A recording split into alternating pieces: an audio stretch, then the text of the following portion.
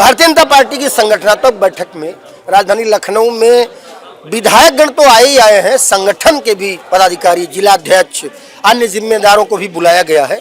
क्या कुछ दिशा निर्देश थे इस बैठक में? जब बुलाया गया तो क्या कुछ बताया गया कि वो किस लिए आना है? अभी तो एसआईआर का बताया गया, एसआईआर के संबंध में बैठक है। बाकी तो सारा बैठक जब शुरू होगी तो मालूम पड़ेगा। इटावा के जिलाध्यक्ष अरुण कुमार गुप्ता।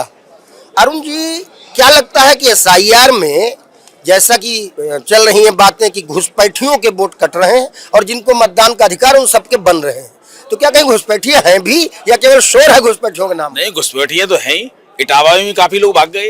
इटावा जी जगह पर भाग गए। अच्छा, उनको लगा कि मतलब आप निकल लेना चल चाहिए। जाना चाहिए। काफी लोग चले गए, मकान रात में खाली किराए पे रहते थे, मकान खाली करके भाग गए।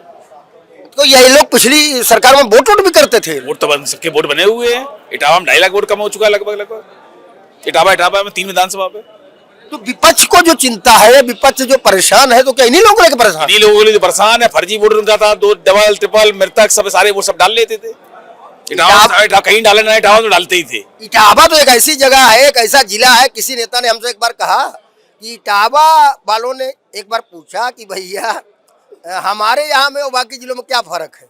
इटावा जिले में जसवंत नगर, खास करके जसवंत नगर विधानसभा, भरथना विधानसभा, दोनों विधानसभा में तो मृतक का भी वोट डाल लेते। कोई सैफई में तो समझ लो 90-95% वोटिंग होती है, मृतक का भी सबका वोट डाल लेते हैं। अब आगे इस पे कुछ रोक लगेगी या जैसे चलता वैसे चलता रहे? खत्म ही हो गया, हुआ जा रहा है। एसआईआर में सारे वोट बचेगा कहाँ? फर्जी वोट, फर्जी मृतक कोई बच ही नहीं रहा है। तो अच्छा, जो भाग रहे हैं उनको क्या कहना चाहेंगे? उनको तो अब अंत समय है।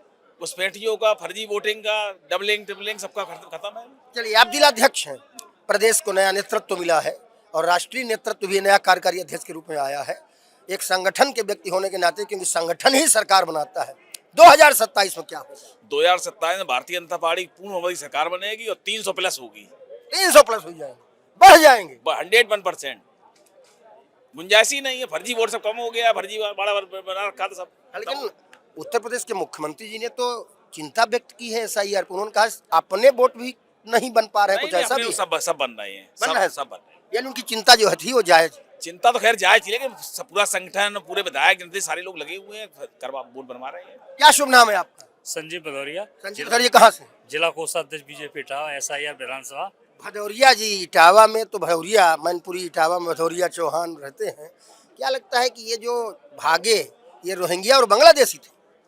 उसमें कुछ वैसे भी थे और हर तरह के लोग थे, रोनिया भी थे, वैसे भी थे, डबल भी थे। 3-3 जगह लोग वोट बनवाए थे। ऐसे लोग भाग गए, एक जगह रह गया है, अब एक जगह रह जाएगा तो। आपकी बातों से तो लगता है एसआईआर बहुत जरूरी था। बिल्कुल जरूरी था, बहुत जरूरी था।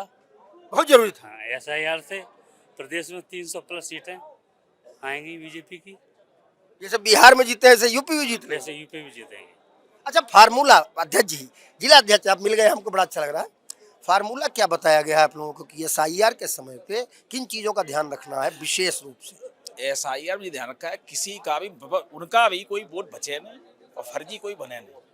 मतलब ये नहीं है उनका भी बने और हमारा भी बने, सबका वोट कोई ना बचे। जिसका हक है उसको वोट मिले, और जिसका हक नहीं है उसका नहीं, उसका राय है। हमारे यहाँ तो इटावा विधानसभा में, इटावा में करेल विधानसभा का वोट, जसवंत नगर विधानसभा का वोट, भरथना विधानसभा का वोट, अब सब एक ही जगह बनवा रहे हैं तो वोट कम हो रहा है। पहले एक आदमी 3-3 जगह बनवा, 4-4 जगह, 4-4 जगह वोट था इटावा में। में कमाल है भाई। गांव में भी वोट, नगर में भी वोट, सब जगह वोट। 4 मकान 4 जगह वोट, तभी तो 2.5 लाख रुपए लगभग समथिंग का फर्क है। इस टाइम कम है वोट। किसी ने कहा कि भाई इटावा में, पूछा कि इटावा में क्या विकास हो रहा है, तो इटावा वाले ने जवाब दिया कि इस जिले की वजह से पूरे प्रदेश में विकास हो रहा है या नहीं हो रहा है, यही सवाल उठता है। विकास तो पूरे उत्तर प्रदेश में हो रहा है, सभी जगह हो रहा है। इटावा में हो रहा है, पूरे प्रदेश में। इटावा में विकास हो रहा है, सब जगह हो रहा है। यानी ऐसा नहीं है कि इग्नोर किया हो किसी को। कोई इग्नोर नहीं किया है। हमारे यहाँ बिल्कुल जंक्शन हो गया हाईवे का, सारे हाईवे वहीं कनेक्ट है। मुख्यमंत्री योगी आदित्यनाथ भी इटावा में मीटिंग कर चुके हैं, कई 4 बार आ चुके हैं, 5 बार लगभग आ चुके हैं। यही पूरा प्रदेश एक समान। सही, एक समान संगठन में हैं आप, आज क्या निर्देश दिए जाएंगे आप? अब वो तो भीतर जब जाए तो मालूम पड़े, बैठक जो शुरू हो। इटावा के भारतीय जनता पार्टी के अध्यक्ष अरुण कुमार गुप्ता। इटावा विशेष इसलिए है कि एक सरकार जिसके एक मुख्यमंत्री 3 बार रहे और फिर उनके पुत्र भी 1 बार मुख्यमंत्री रहे, वो उसी इटावा जिले से आते हैं। उत्तर प्रदेश के सबसे शक्तिशाली जिलों में से एक माना जाता था। आज अगर भारतीय जनता पार्टी के जिलाध्यक्ष ये कह रहे हैं कि वहां पे भी 4-4 मीटिंग मुख्यमंत्री योगी आदित्यनाथ कर चुके हैं, तो शायद पूरा प्रदेश एक रूप से आगे बढ़ रहा है। अगर बढ़ रहा है तो भेदभाव नहीं है। लेकिन SIR की अगर बात करें तो वो ये भी कह रहे हैं कि एक एक व्यक्ति का वोट 4-4 जगह बना हुआ था और मृतक का भी वोट डाल लेते थे, तो अब इस पर तो रोक लगेगी, ऐसा उनकी उम्मीद है।